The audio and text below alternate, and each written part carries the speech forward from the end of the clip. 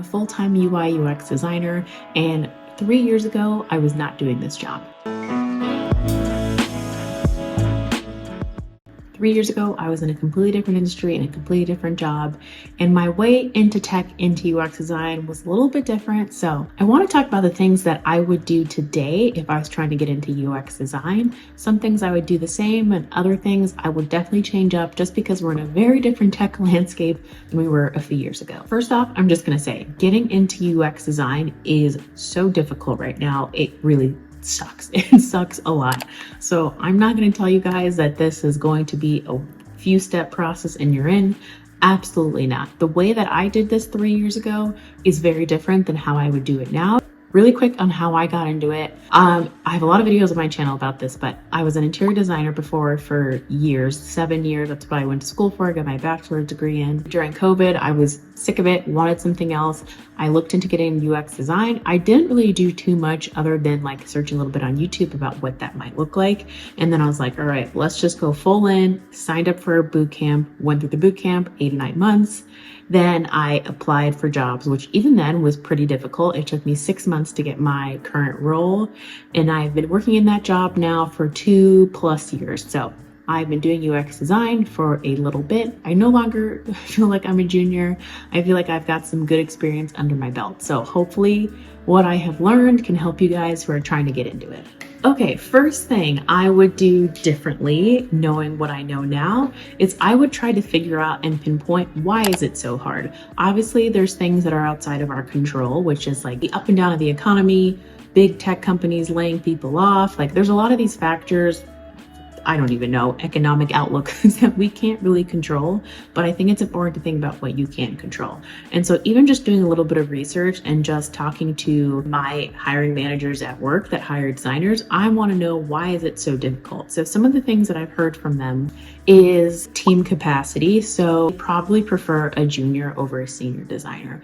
And that seems pretty obvious because a junior will probably take some time to ramp up and would take the attention away from a senior designer to aid the junior designer. So that's one thing I've seen is like capacity. If they need a role filled, they might not also think about, okay, we need resources to build this junior designer up, which is really kind of a pain in the ass because everybody has to start somewhere and everybody was junior at one point. So a lot of newer entry-level designers, this may be their first job. So surprise, in UX design, you are speaking a lot. You're talking in meetings, you're presenting your work. So if you're not familiar or comfortable doing that, that is going to be something that is going to hold you back a little bit. And I'm not saying I'm out here presenting to thousands of people. No, sometimes I even get nervous in my 10-person design critique, but it's about just being able to have that professional front, whether you're dealing with designers or your people in your product org, or whether you're able to have a conversation with the sales team. It's like being able to do that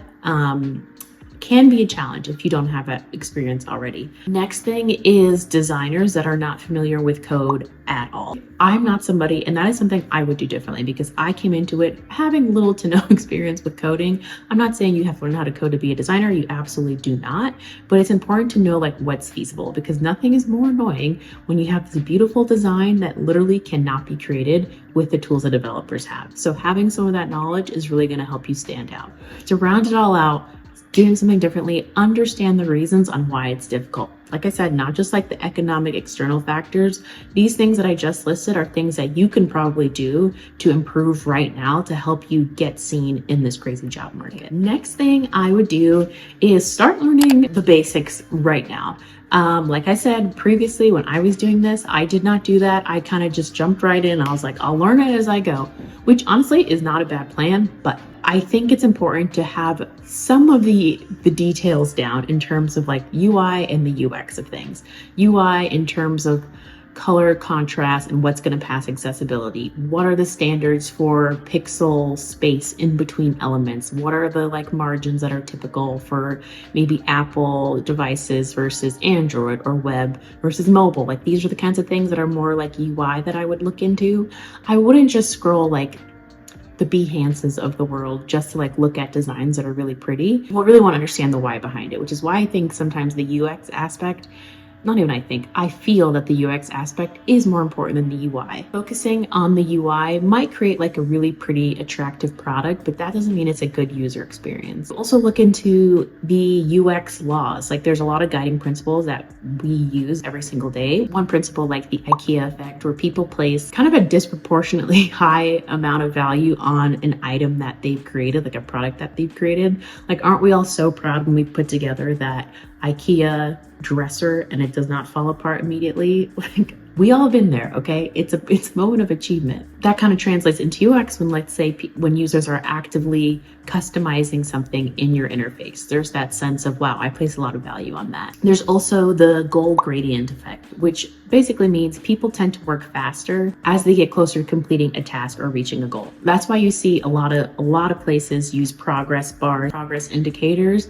The closer that you are, the more likely you're going to finish that step. Also, imagine when you're filling out like a survey or like a health intake, seeing that progress bar shows you like, okay, I've only got like 3 more steps, I can power through it. So these are the kinds of UX laws that I think would be really crucial to know and to learn on your own before even really jumping in. Okay, so the next thing that I did, and I actually would not change, is going through some kind of curriculum, course, boot camp, some kind of knowledge or training. A lot of people do the self-taught route, which I do think is really viable. I'm just the type of person who needs kind of the accountability of assignments due, of tasks to complete, of check-ins. Like I need something else external to keep me accountable. That's why I went through Springboard's UI UX bootcamp. This bootcamp really focuses on really teaching you the most in-demand skills, really ensuring that you are prepared for the job market. It is all self-paced, so it is very flexible depending on your schedule. You get design mentors, you get career services, any type of additional support. They do a really good job of providing that. My career coach, shout out to you, Evan, he was so cool and was so helpful. He was actually in HR, worked in HR. So he was seeing resumes all day long. So he was able to really get through my resume, and we chopped a lot of it because it was not good. And he really helped me make something that I was proud of and that was going to really help me stand out. Something also that was really cool with Springboard was that they had what I think now they call an externship, which is you get a real life project. You're paired with a real company, a real person who has a UX need, and you work in a team setting to get that accomplished. So that, guys, that externship is the reason that I got my current job, because they saw it in my portfolio, they saw it on my resume, and they're like, okay, let's talk to this girl. So I'm going to put 2 dates on the screen for you guys. These are the dates for their next cohort, their next boot camp. They only start once a month. So this is the date for when that next one starts, as well as the deadline to submit all your documents before that day 1 back to school boot camp starts. If you want to go through a boot camp, I 100% recommend Springboard to you guys. Use the code STEPHANIEM to get $1,000 off this program. If you want to focus more on UX, they have one dedicated just to that as well. Use that code to get yourself a little bit of money off. Now that we talked about boot camps, I also just wanted to say boot camps are not going to be enough. It is no longer the case back when I was doing this, where like I go through a boot camp, submit my stuff. Even back then it wasn't easy, but now it's definitely not easy. I really want to discourage you guys from falling for these like dreams where you're just going to go through this boot camp, you're going to get a job right away, and you're going to be good. Like that's no longer the case. It's really difficult. So you need to make sure that you're doing all the other things that I touched on, as well as making sure you're going through your boot camp. You're actually learning from the stuff. You're not quitting when it gets a little bit difficult, because it's not going to get any easier is what I'm just trying to say. I touched on this in a video a few weeks ago. I'll link it in the cards of just kind of advice, just some general advice for job seekers. So I'll put that in there if you guys want to check out more of the details, but mainly you have to do other things, whether it's like side projects, any kind of friends or family that need any kind of UX help, design challenges, hackathons. Like, do not rest on the laurels of a boot camp and think that'll be enough. You have to keep at it until you get that job, which really, honestly, why is job hunting so difficult? It really should not be this hard, but it is. So I just want you guys to understand the landscape, because it's very different from even when I was doing it. Okay, next thing, networking. I also did networking when I got my job, but how I would do it a little bit differently is I would specifically use more of my circle. And I think I was kind of the mindset of like, oh, nobody I really know works in tech, like they're not going to have a job opening. But I have seen in my current company, which is it is tech focused, I'd say. There's always an employee referral. There's always like an internal list of job postings that are going to go up. And more often than not, there is some kind of incentive for an employee like me to refer somebody for an open position. I have to think about it in the sense of like, okay, I work at a tech company. So there's going to be, I don't know, there's obviously like some tech positions open, whether it's like a software development or a product manager role.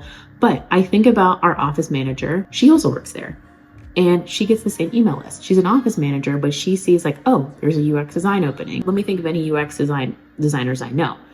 I give this example to say, like, you don't know if your friend's boyfriend works at SurveyMonkey and he's an account manager at SurveyMonkey.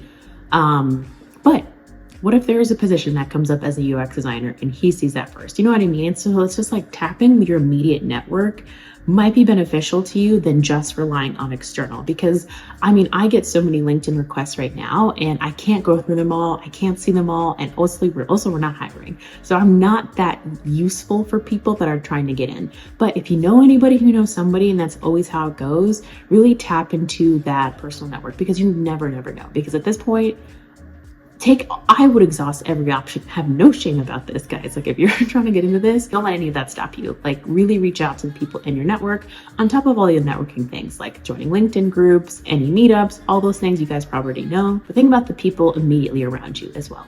Okay, hopefully this was helpful for you guys. I feel like I just yelled at you for the last few minutes. I just got really passionate about everything all of a sudden. So don't forget to check out Springboard. Link is down in the description below. Like, comment, share, subscribe, and I'll see you guys in the next one.